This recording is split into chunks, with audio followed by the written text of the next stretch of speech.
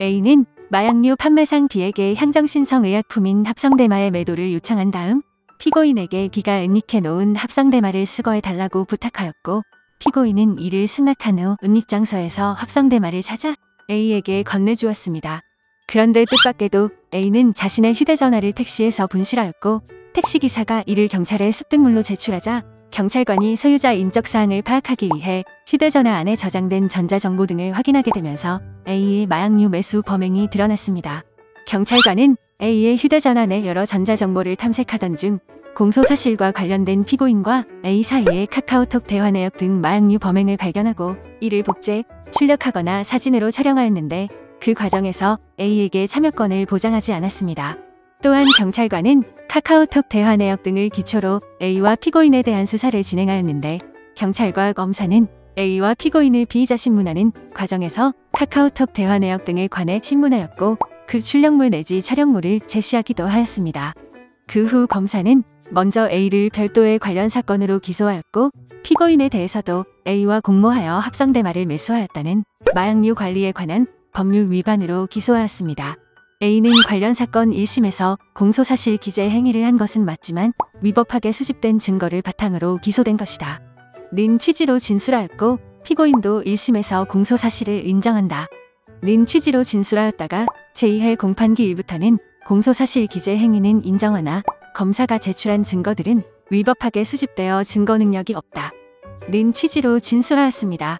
이때 A의 휴대전화에서 발견된 카카오톡 대화 내역 등 전자정보 및 피고인의 1심 법정 진술과 A의 관련 사건 1심 법정 진술을 피고인에 대한 유죄 인정의 증거로 사용할 수 있을까요? 1심은 위와 같은 증거들은 위법 수집 증거로서 증거 능력이 없다는 이유로 피고인에게 무죄를 선고하였고, 그러자 검사가 항소하였습니다. 2심은 카카오톡 대화 내역 등 전자정보는 참여권 미보장 등 위법이 있어 증거 능력이 없으나 피고인의 법정 진술과 A의 관련 사건 법정 진술은 절차 위반 행위와 인과관계가 희석, 단절되어 증거 능력이 인정된다고 보아 피고인에게 유죄를 선고하였고, 피고인이 상고하였습니다.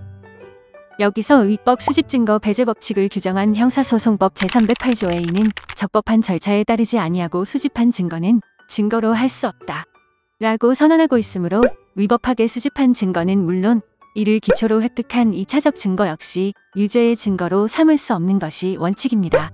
그리고 이러한 법리는 2차적 증거가 피고인의 법정 진술인 경우에도 그대로 적용됩니다.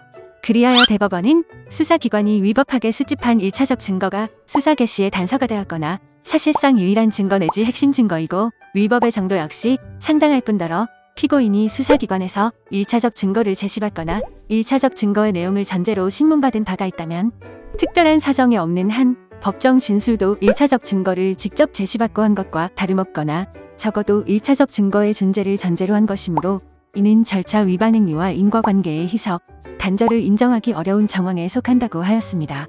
다만 이 경우에도 피고인의 법정 진술이 다른 독립된 증거에서 기인하는 등 1차적 증거와 무관하게 이루어졌다고 평가되면 인과관계의 희석, 단절을 인정할 수 있으나, 그러한 특별한 사정이 존재한다는 점은 검사가 증명하여야 한다고 설시하였습니다.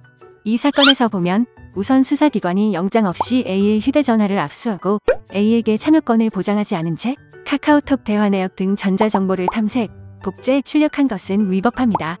그리고 피고인과 A에 대한 수사는 오로지 위법하게 수집된 카카오톡 대화 내역 등을 기초로 개시되었고, 그와 같은 전자정보가 없었다면 피고인 및 A에 대한 수사가 진행되거나 기소되기 어려웠을 뿐만 아니라 피고인 및 A가 법정에서 진술하게 되지도 않았을 것입니다. 수사기관이 공소사실과 관련하여 수집한 증거는 카카오톡 대화 내역이 유일하며 적법하게 수집한 다른 증거는 없습니다. 피고인과 A가 다른 독립된 증거에 기인하여 공소사실 인정 취지의 법정 진술을 했다고 볼 특별한 사정이 없고, 그에 관한 검사의 증명도 없습니다. 결국 피고인의 법정 진술 및 A의 관련 사건 법정 진술은 위법하게 수집된 카카오톡 대화 내역 등 전자정보에 기초한 2차적 증거들로 절차 위반 행위와 인과관계의 희석, 단절을 인정할 특별한 사정이 없어 증거 능력이 없고 이를 유죄의 증거로 사용할 수 없습니다.